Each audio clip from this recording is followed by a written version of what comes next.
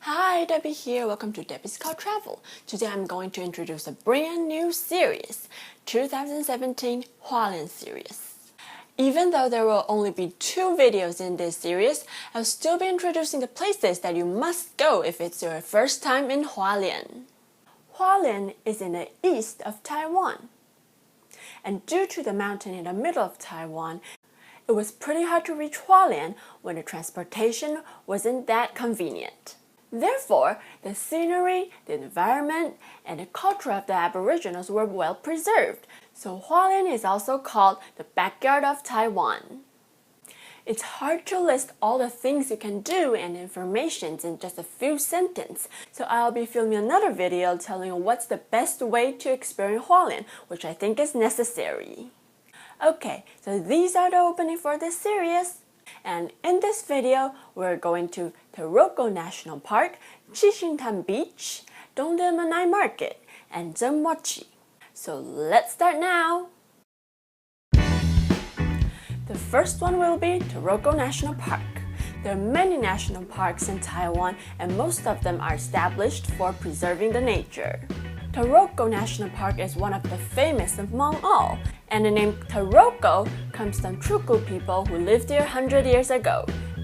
Taroko National Park is pretty large and also has several trails for hiking and sightseeing.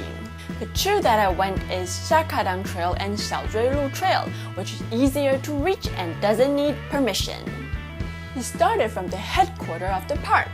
You'll first get through the Shakadang Tunnel, and about 5 to 10 minutes walking, you will see a little tunnel on your left-hand side.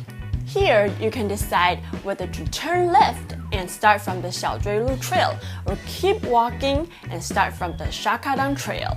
We turned left and started from the Xiaozhuilu Trail. From here, the Xiaozhuilu Cliff, you can see the river mouth of Liu River, which is the main river of the whole park.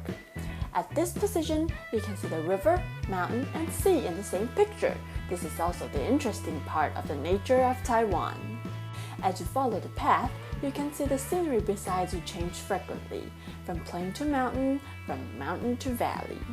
Before arriving at the entrance of Shakadang Trail, you will walk past a wooden drawbridge, which is really narrow and also wobble.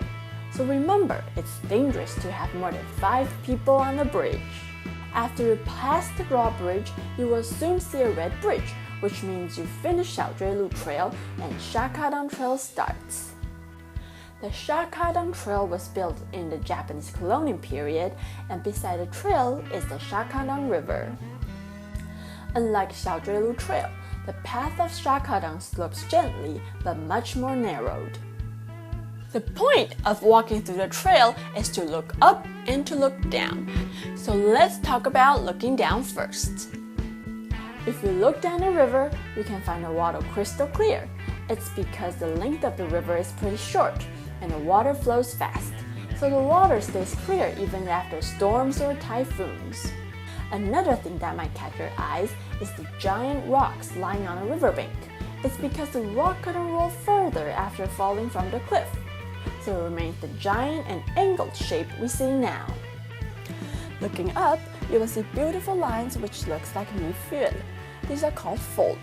The forming of the fold is because the lava became solid due to the rapid rise of the plate, and with the erosion of the Shakadang River, the beautiful folds are shown. The trail is about 4.1 kilometers long, and as you reach the end, you can see the magnificent view throughout the whole way. After you reach 3D cabin, you have to take the same path back. The whole trip takes about 3 to 4 hours. After walking back to the Red Bridge, we climbed up and took our bus to our next destination, Chishintan Beach. Chishintan Beach is a moon-shaped gravel beach. The view is very stunning, and also you can walk near the beach. But one thing that is extremely important is that never walk into the water, because the east coast of Taiwan is full of cliffs.